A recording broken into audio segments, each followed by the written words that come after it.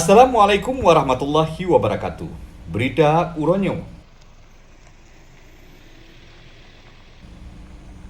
Nyan nengin anggota DPR RI Haji Ilham Pangestu dari praksi Golkar hana tua ke tanah lahir gopnyan Aceh Timur yang metuahnya.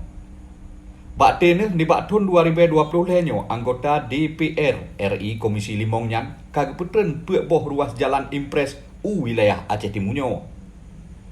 Bak urang minggu tanggal 17 bulan Sikurang tahun 2020 gopnyan dengan kepala BPJN wilayah Sa Aceh dan kepengen oleh bacalek DPRA Golkar Abdul Hadi Abidin atau Adi Maros dan mandum rekanan ka gejak raun gejak kalen mandum pembangunan jalannya yang pun tat gejak bandung rambongan gekalen pembangunan jalan impres Kumuneng Pasir Putih Rantau Perla. Nah ke jalannya di daerah pedalaman Aceh Timur yang panjang di Sikurang kilometer. Lian long gejak kalen jalan Kuala Simpang Ulim dan lian jalan Luk Nibung Alu Imira. Bandung jalannya jino tengah bekerja oleh masing-masing rekanan. Buah pembangunan jalan impres yang dipuah oleh Haji Ilham Pangestu dari anggaran APBN dengan jumlah penggi lebih kurang 120 miliar rupiah ni bak tahun 2020 lenyo.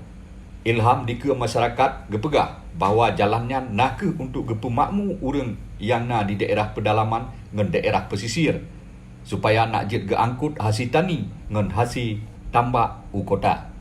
Masyarakat Rantau Perla, Geci Kuala Simpang Ulim, Geci Pantai Rambung, gelake terima kasih rayu tat ke anggota DPR RI Haji Ilham Pangestu atas pembangunan jalannya. Lagi kepegah oleh Geci Gampung Bukit Bata, Kecamatan Pantai Bidari, Jakaria, bak berita bahasa Aceh Freelance News.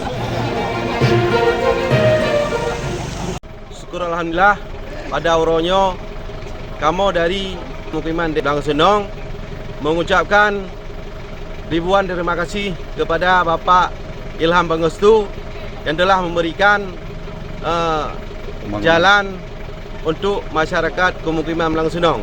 Alhamdulillah dengan bantuan Bapak Ilham Pangestu, ke depan Ilham Pangestu bisa geduk lom sebagai anggota DPR kedua kalinya. Kamu Rantau Banyak Perla Ilham Pangestu.